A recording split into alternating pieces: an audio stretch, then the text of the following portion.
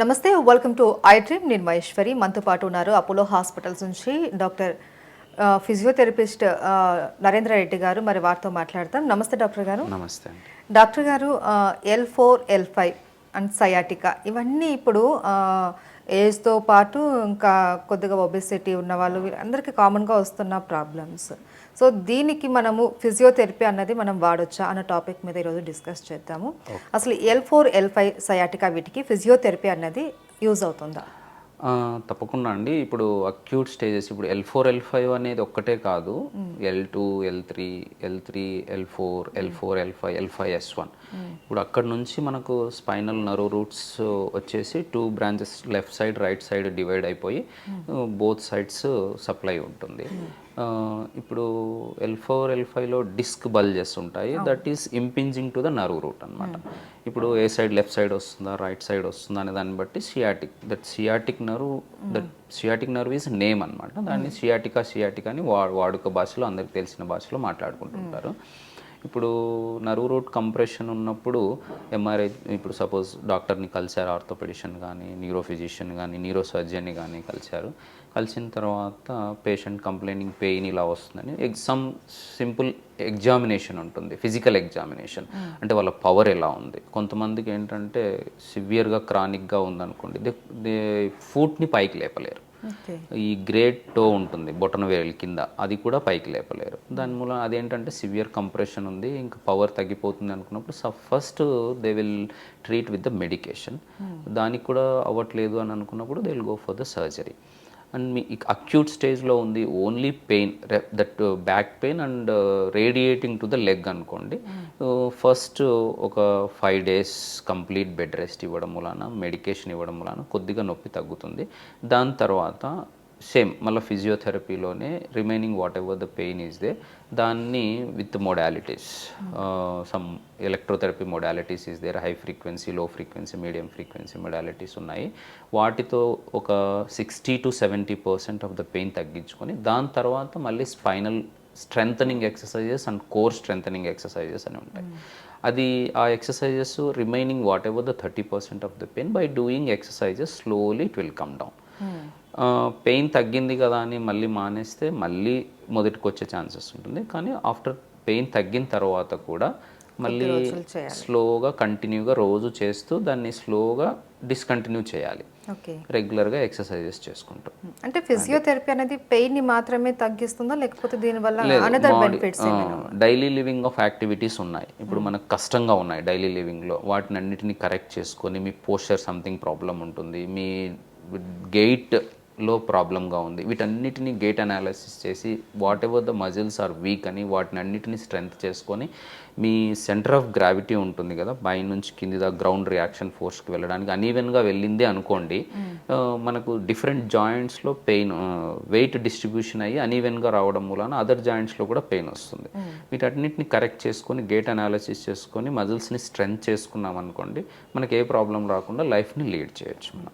ఈ cervical spondylosis కావచ్చు, lumbar spondylosis కావచ్చు, దీనివల్ల ఏంటంటే నెక్ కానీ స్పెయిన్ కానీ ఇట్లా మొత్తం అంతా మనకు ఒక సిస్టమ్, నర్వ్ సిస్టమ్ కావచ్చు, బోన్ సిస్టమ్ మొత్తం అంతా కూడా చాలా విపరీతమైన పెయిన్ ఉంటుంది. సో వాళ్ళ వర్క్స్ కూడా వాళ్ళు చేసుకోలేని పొజిషన్కి వెళ్ళిపోతూ ఉంటారు. సో అలాంటి టైంలో ఈ ఫిజియోథెరపీ అన్నది ఎంతవరకు సక్సెస్ని ఇస్తుంది? చూడండి, ఇప్పుడు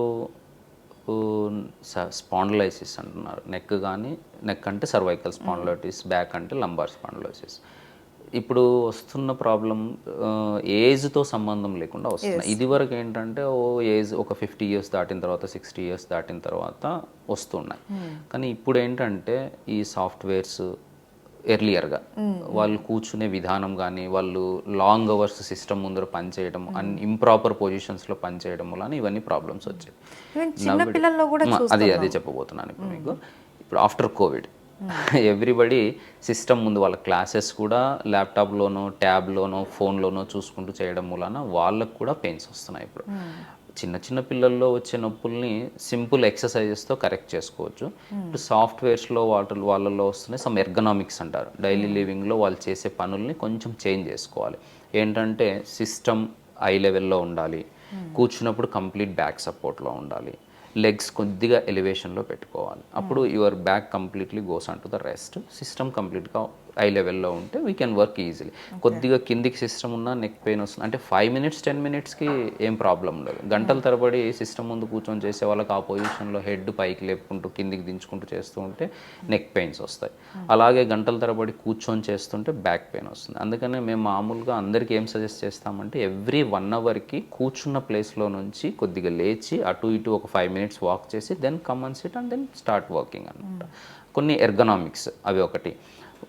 పెయిన్ ఉన్నవాళ్ళు, ఆ షియాటిక్ L4 L5 పెయిన్ ఉన్నవాళ్ళు వీళ్ళంతా కూడా సడన్గా ముందుకు వంగి బరువులు ఎత్తకూడదు అని చెప్తుంటాము. ఏదన్నా సపోజ్ కంపల్సరీ ఎత్తాలి అనుకోండి కొద్దిగా నీస్ బెండ్ చేసి బ్యాక్లో వెయిట్ రాకుండా లిఫ్ట్ చేయమని చెప్తాం. ఫీమేల్స్లో ఇంట్లో చాలాసేపు వంట చేస్తుంటారు గంటల తరబడి నిలబడి, అప్పుడు ఏంటంటే ఒక కాల్ని చిన్న పీట వేసుకొని పీట మీద పెట్టుకోమని చెప్తూ ఉంటాం. ఎందుకంటే వెయిట్ అనేది ఆ డిస్ట్రిబ్యూషన్ ఇంకో లెగ్లోకి వెళ్ళిపోతుంది. కొద్దిసేపు ఒక లెగ్ కొద్దిసేపు ఒక లెగ్ అలా మార్చుకొని నిలబడి చెప్తుంటాం. పడుకున్నప్పుడు కొన్ని రిలాక్స్డ్ లయింగ్ పొజిషన్స్ ఉంటాయి. స్ట్రైట్గా పడుకుంటే మోకాళ్ళ కింద దిండు పెట్టుకుంటే ఏమవుతుందంటే కంప్లీట్గా బ్యాక్ రెస్ట్ అయిపోతుంది. సైడ్ పడుకున్నప్పుడేమో 2 మోకాళ్ళు దగ్గరగా ముడుచుకొని 2 కాళ్ళ మధ్య దిండు పెట్టుకొని పడుకుంటే స్పైన్ కంప్లీట్గా రిలాక్సేషన్ పొజిషన్లోకి వెళ్తుంది. అది ఒకటి. ఇంకా ఈ ఇండియన్ టాయిలెట్ని అవాయిడ్ చేయమని చెప్తుంటాము. ఇంకా కింద కూర్చోకూడదు, చక్కల ముక్కులు వేసుకొని మోకాళ్ళ నొప్పులు ఉన్న బ్యాక్ పెయిన్స్ ఉన్నా కానీ బాచిపట్లు వేసుకొని కూర్చోకూడదు అని చెప్తూ ఉంటాము. ఇంకా ఎక్కువ స్టెప్స్ ఎక్కడం దిగడం కూడా అంత మంచిది. అంటే ఇన్ కేస్ రోజులో ఒక 10 సార్లు ఎక్కి దిగుతున్నారు అనుకోండి, దాన్ని రెడ్యూస్ చేసుకోమని చెప్తాం. అంటే కంప్లీట్గా అవాయిడ్ చేయమని చెప్పం యంగర్ ఏజ్ వాళ్ళకి, ఆ ఫ్రీక్వెన్సీని అవసరం ఉంటేనే ఎక్కండి దిగండి అని చెప్తూ ఉంటాం. ఇవన్నీ కొన్ని ergonomics plus spinal strengthening and core strengthening exercises చేయడం వలన ఈ బ్యాక్ పెయిన్స్ అంటే యంగ్ ఏజ్ వాళ్ళకు కరెక్ట్ చేసుకోవచ్చు. If it's muscle power is losing అన్నప్పుడు వాళ్ళు తగ్గిపోతుంది, వాళ్ళకి ఇబ్బందిగా ఉంది అన్నప్పుడు ఫర్దర్ ఇన్వెస్టిగేషన్స్ ఎంఆర్ఐలు ఇవన్నీ ఉంటాయి, సిటీ స్కాన్స్ ఇవన్నీ చేసుకొని దాన్ని బట్టి సర్జన్స్ని కలిసి సర్జరీకి ఇవన్నీ ఉంటాయి. అయితే కొంతమంది బాగా సివియర్ పెయిన్ తోటి బాగా ఇబ్బంది పడుతూ ఉంటారు. వాళ్ళని ఈవెన్ మనం టచ్ చేయడానికి కూడా వాళ్ళు యాక్సెప్ట్ చేయరు. అలా అంత పెయిన్లో మనము ఫిజియోథెరపీ అన్నది ఇవ్వచ్చా? లేదండి, అంత పెయిన్ ఉన్నప్పుడు మనం కంప్లీట్ బెడ్ రెస్ట్ అడ్వైస్ చేయాలి patient. That is acute disc prolapse అంటాం మనం. అక్యూట్ డిస్క్ ప్రొలాప్స్ ఉన్నప్పుడు కంప్లీట్ రెస్ట్ ఇవ్వాలి. రెస్ట్ ఇస్తూ కొన్ని anti inflammatory non steroidal anti inflammatory drugs ఇస్తూ ఈ అక్యూట్ స్టేజెస్లో ఉన్నప్పుడు ఐస్ థెరపీ అడ్వైస్ చేస్తుంటాం.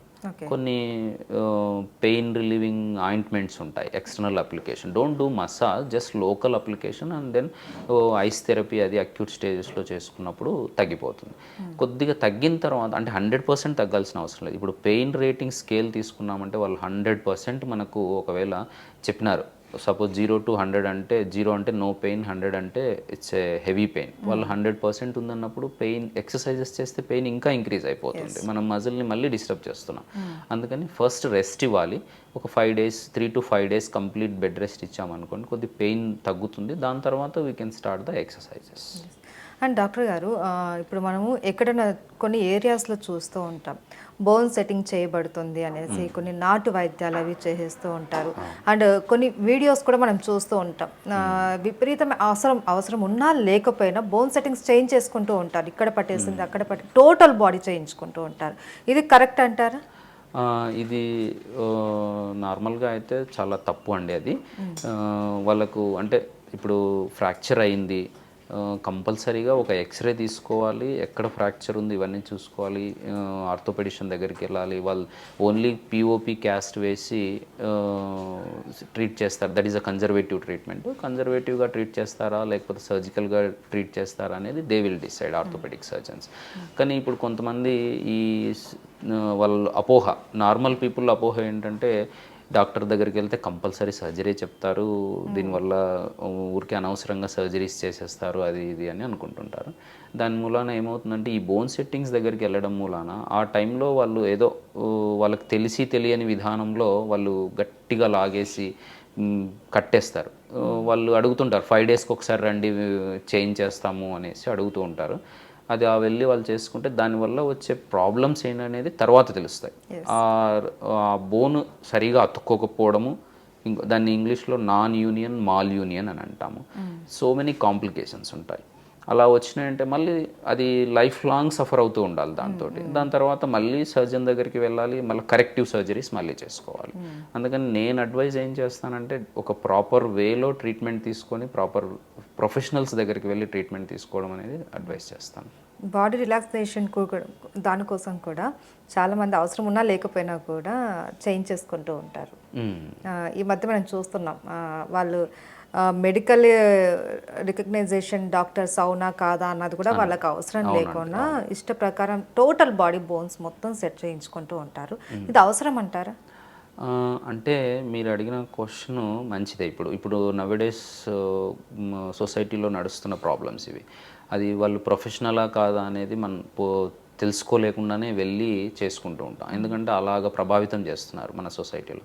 ఇప్పుడు బాడీ రిలాక్సేషన్ టెక్నిక్స్ ఇవన్నీ ఏంటంటే సర్టిఫైడ్ ఆయుర్వేదిక్ డాక్టర్ దగ్గరికి వెళ్తే బాగుంటుంది. ఇప్పుడు ట్రైన్డ్ ఆయుర్వేదిక్ డాక్టర్ దగ్గర ట్రైన్ తీసుకొని ఏదో చేస్తున్నారు అంటే అవన్నీ దానివల్ల వాళ్ళకి అనాటమీ తెలియదు, బాడీ స్ట్రక్చర్ తెలియదు, ఏ బోన్ ఎక్కడ ఉంటుంది, ఏ మజిల్ ఏంటి, వాటి ఆరిజిన్ ఏంటి, ఇన్సర్షన్ ఏంటి, ఇవన్నీ తెలియదు. వాళ్ళకి తెలియని విధానంలో ఏదన్నా చేస్తే it leads to the further injuries. అది తప్పు. Okay, thank you so much doctor గారు.